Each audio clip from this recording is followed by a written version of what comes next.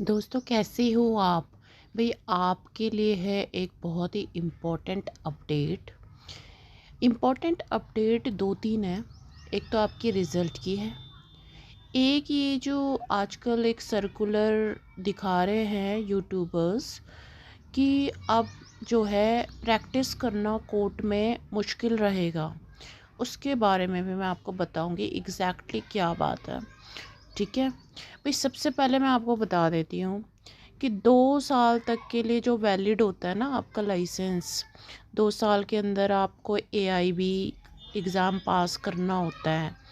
तो उसके लिए ये निकला है, वो हर जगह ही रूल अब धीरे धीरे बन जाएगा। एक राजस्थान और दो तीन जगह ही नहीं, ये हर जगह के लिए ही जो है एप्लीकेबल है। इसमें ये बताया गया है कि आपका जो 2 साल के लिए वैलिड था और अब 2 साल में भी अगर एआईबी का एग्ज़ाम क्रैक नहीं कर पाए तो उस सिचुएशन में आपकी प्रैक्टिस जो है वो बाधित कर दी जाएगी, यानी रोक दी जाएगी। अब क्योंकि ना कई सारे जो लॉयर हैं वो क्या करते हैं, उन्होंने 2011 12 13 15 18 इनका तब का पास आउट है, लेकिन इन्होंने जो है ना अभी तक एग्ज़ाम ही पास नहीं किया है। सच बताऊं मैं आपको तो कई सारे वकील ऐसे हैं जो जो जिनका मतलब जो ऐसे ही काम खींच रहे हैं, काम चल रहा है उनका, ठीक है। तो उनको जो है वो एग्ज़ाम ना देने जाते हैं, ना उनका एग्ज़ाम निकलता है। जब देने ही नहीं जाएंगे तो निकलेगा कैसे। तो अभी क्या करा है ना बार काउंसिल ऑफ इंडिया ने, ये जो है इसमें लिखा हुआ है कि इसका जो है एग्ज़ाम देना ही पड़ेगा भाई। जो भी है इनका एग्ज़ाम देना पड़ेगा। अब धीरे धीरे इसका जो है छानबीन भी होगी। हर डिस्ट्रिक्ट स्टेट के जो जो डिस्ट्रिक्ट कोर्ट होगा भाई, इसमें 2 साल तक जो है आप प्रैक्टिस कर सकते हो। उसके बाद एआईबी एग्ज़ाम अगर आपने कर दिया, कंप्लीट कर दिया है, पास हो गए हो तो आप कंटिन्यू करो, नहीं तो आप जो है कोर्ट में प्रैक्टिस नहीं कर पाओगे। ये है इसमें, ठीक है। ज़्यादा और कुछ घबराने की ज़रूरत नहीं है, और कुछ नहीं है ये। और इसमें जो है ना कोई ऐसा कोई रिस्ट्रिक्शन नहीं लगा दी है कि आपको 2 साल के अंदर ही पास करना है। भाई अनफॉर्चुनेटली जिनका नहीं निकल पाया है वो उसमें अनलिमिटेड अभी चांसेस हैं। अभी ऐसा कोई रूल नहीं बना है कि वो आपको कोई चांस ही नहीं मिलेगा, अनलिमिटेड है। आप एआईबी का एग्ज़ाम कभी भी दे सकते हो, ठीक है। लेकिन इसमें हाँ, रिन्यू की फ़ीस भी लगती है 2 साल बाद। पूरी फ़ीस भी लगती है 15-17 हज़ार रुपये, ठीक है। और मैं आपको बता दूं, इसमें सीओपी का जो आपका प्रैक्टिस ऑफ सर्टिफिकेट का कलेक्शन है, ये आप यहाँ से डाउनलोड कर सकते हो। ये जो एआईबी की बीसीआई की वेबसाइट है, पहले मैं इसको ओपन कर देती हूँ, ठीक है। मैंने मिनिमाइज़ कर रखा है, यहाँ से मैंने ओपन कर दिया है। अब सीओपी का यहीं पे लिंक आ जाएगा, ये आप देख रहे हो ना, ये 6 तारीख का यहाँ पे एक नोटिफिकेशन आ रखा है। बात करती हूँ आपके रिज़ल्ट के बारे में। तो आपका सीओपी का यहाँ पे आ जाएगा एआईबी 19 का, ऐसे ही एआईबी 18 का आया था, ठीक है। यहाँ पे से आप डाउनलोड कर सकते हो। और इसमें जो है यहाँ पे ये जो लिखा हुआ है ये तो आप सबने देख ही लिया होगा, 6 मार्च को आया था ये। इसमें जो है आपकी फ़ाइनल टू फाइनल आंसर की जो है आपकी डाल दी, इसके बाद कोई आंसर की नहीं आएगी, ठीक है। इससे मैच कर लिया आपने। 42 नंबर वाला जो है जनरल कैटेगरी के लिए पास है, और 37 वाला जो एससी वगैरह कैटेगरी होती है वो पास है, ठीक है। अब जो है अब रिज़ल्ट की बात सुन लो। रिज़ल्ट जो है फ्रेंड्स इस वीक में, ये जो अभी मंडे चल रहा, आज मंडे है ना, आप ही लगा लो इस वीक के अंदर आपका रिज़ल्ट आ जाएगा, ठीक है।